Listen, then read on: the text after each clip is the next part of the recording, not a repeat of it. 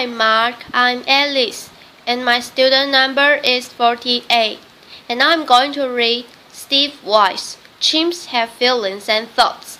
They should also have rights. I'd like to have you look at this pencil. It's a thing, it's a legal thing, and so are books you might have or the cars you own. They are all legal things. The great apes that you see behind me, they too are legal things. Now I can do that to a legal thing. I can do whatever I want to my book or my car. These great apes you see, the photographs are taken by a man named James Mollison, who wrote a book called James and Other Apes. And he tells in his book how every single one of them, almost every one of them, is an orphan who saw his mother and father die before his eyes. They are legal things. So for centuries, there's been a great legal wall that separates legal things from legal persons. On one hand, legal things are invisible to judges. They don't court in law. They don't have any legal rights. They don't have the capacity for legal rights. They are the slaves. On the other side of that legal wall are the legal person. Legal persons are very visible to judges. They count in law. They may have many rights. They have the capacity for an infinite number of rights, and they are the masters.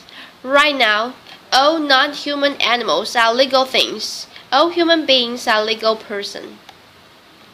But being human or being a legal person has never been, and is not today, synonymous with the legal persons. Humans and legal persons are not synonymous. Only one side. There have been many human beings over the centuries who have been legal things. Slaves were legal things. Women, children were sometimes legal things. Indeed, a great deal of civil rights struggle over the last centuries has been to punch a hole through that wall and begin to feed these human things through the wall and have them become legal persons. But alas, that hole has closed up. Now, on the other side are legal persons, but they've never only been limited to human beings. There are, for example, there are many legal persons who are not even alive. In the United States, we are aware of the fact that corporations are legal persons. In pre-independence India, a court held that a Hindu idol was a legal person, that a mosque was a legal person. In 2000, the India Supreme Court held that the holy books of the Sikh religion was a legal person. And in 2012, just recently, there was a treaty between the indigenous peoples of New Zealand and the Crown, in which it was agreed that a river was a legal person who owned its own riverbed. Now I read Peter Singer's book in 1980. When I had a full head of lush, brown hair, and indeed I was moved by it, because I had become a lawyer, because I wanted to speak for the voiceless, defend the defenseless, and I never realized how voiceless and defenseless the trillions, billions of non-human animals are. And I began to work as an animal protection lawyer, and by 1985, I realized that I was trying to accomplish something that was literally impossible. The reason being that all of my clients, all the animals whose interest was trying to defend, were legal things. They were invisible. It was not going to work, so I decided that the only thing that was going to work was they had, at least some of them, had to also be moved through a hole that could open up again in that wall and begin feeding the appropriate non-human animal through the hole until the other side of being legal person. Now, at that time, there was very little known about or spoken about truly animal rights, about the idea of having legal personhood or legal rights for a non-human animal. And I knew it was going to take a long time, and so in 1985, I figured that it would take about 30 years before we'd be able to even begin a strategic litigation. long-term campaign in order to be able to punch another hole through that wall. It turned out that I was pessimistic, that it only took 28. So what we had to do in order to begin was not only to write low review articles and teach classes, write books, but we had to then begin to get down to the nuts and bolts of how you litigate that kind of case. So one of the first things we needed to do was figure out what a cause of action was, a legal cause of action. And a legal cause of action is a vehicle that lawyers use to put their arguments in front of courts. It turns out there's a very interesting case that had occurred almost 250 years ago in London called Somerset vs. Stewart, whereby a black slave had used the legal system and had moved from a legal thing to a legal person. It was so interested in it that I eventually wrote an entire book about it.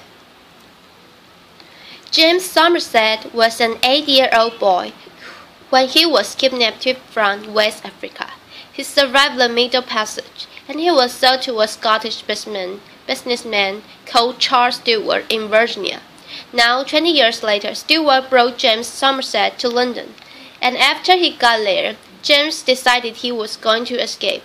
And so one of the first things he did was to get himself baptized, because he wanted to get a set of godfathers, because to an 18th century slave, they knew that one of the major responsibilities of godfathers was to help to escape. And so in the fall of 1771, James Somerset had a confrontation with Charles Stewart. We don't know exactly what happened, but then James dropped out of sight, and enraged Charles Stewart then hired slave catchers to canvass the city of London, find him, bring him not back to Charles Stewart, but to a ship, and the Anne and Mary, that was floating in London harbour, and he was chained to the deck, and the ship was to set sail for Jamaica, where James was to be sold in the slave markets and be doomed to the 3 to 5 years of life that a slave has harvesting sugar cane in Jamaica. Well, now James' godfather swung into action. They approached the most powerful judge, Lord Mansfield, who was chief judge of the Court of King's Bench, and they demanded that he issue a common law writ of habeas corpus on behalf of James Somerset. Now the common law is the kind of law that English-speaking judges can make when they are not kept bound in by statutes or constitutions. And the writ of habeas corpus is called the Great Writ, capital G, capital W, and is meant to protect any of us who are detained against our will. A writ of habeas corpus is issued. The detainer is required to bring the detainee in and give a legal sufficient reason for depriving him of his bodily liberty. Well, Lord Mansfield had to make a decision right off the bat, because James Somerset was a legal thing. He was not eligible for a writ of habeas corpus, only if he could be a legal person. So Lord Mansfield decided that he would assume, without deciding, that James Somerset was indeed a legal person, and he issued a writ of habeas corpus, and the James' body was brought in by the captain of the ship. There were a series of hearings over the next 6 months. On June 22nd, 1772, Lord Mansfield said that slavery was so odious, and he used the word odious, that the common law would not support it, and he ordered James free. At that time, James Somerset underwent a legal transubstantiation. The free man who walked out of the courtroom looked exactly like the slave who had walked in, but as far as the law was concerned, they had nothing whatsoever in common. The next thing we did is that the Non-Human Rights Project, which I founded, then began to look at what kind of values and principles do we want to put before the judges. What values and principles did they imbibe with their mother's milk, where they taught in law school? do they use every day? Do they believe with all their hearts and we chose liberty and equality? Now liberty right is the kind of right to which you are entitled because of how you are put together, and the fundamental liberty right protects a fundamental interest, and the supreme interest in the common law are the rights to autonomy and self-determination. So they are so powerful that in the common law country, if you go to a hospital and you refuse life-saving medical treatment, a judge will not order it forced upon you, because they will respect your self-determination and your autonomy. Now, an equality right is the kind of right to which you are entitled because you resemble someone else in a relevant way, and there's the relevant way. So if you are left, then because they have the right, you are like them. You are entitled to the right. Now, courts and legislatures draw lines all the time.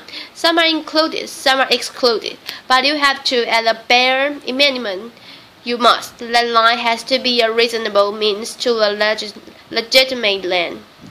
The Non-Human Rights Project argues that drawing a line in order to enslave an autonomous and self-determining being like you are seeing behind me, that's a violation of equality. We then searched through 80 jurisdictions. It took us 7 years to find a jurisdiction where we wanted to begin filing our first suit. We chose the state of New York. Then we decided upon who our plaintiffs are going to be. We decided upon chimpanzees, not just because Jane Goodall was on our board of directors, but because Jane and others, have studied chimpanzees intensively for decades. We know the extraordinary cognitive capabilities that they have, and they also resemble the kind that human beings have. And so we chose chimpanzees, and we began to canvass the world to find the experts in chimpanzee cognition. We found them in Japan, Sweden, Germany, Scotland, England, and the United States. And amongst them, they wrote 100 pages of affidavits in which they set out more than 40 ways in which their complex cognitive capability, either individually or together, all added up to autonomy and self-determination. Now let's include it. For example, that they were conscious, but they are also conscious that they are conscious. They know they have a mind. They know that others have minds. They know they are individuals, and they can live. They understand that they lived yesterday and they will live tomorrow. They engage in mental time travel. They remember what happened yesterday. They can anticipate tomorrow, which is why it's so terrible to imprison the chimpanzee, especially alone. It's the thing that we do to our worst criminals, and we do that to chimpanzees without even thinking about it. They have some kind of moral capacity. When they play economic games with human beings, they spontaneously make fair offers, even when they are not required to do so. They are numerate. They understand numbers. They can do some simple math. They can engage in language or to stay out of the language wars.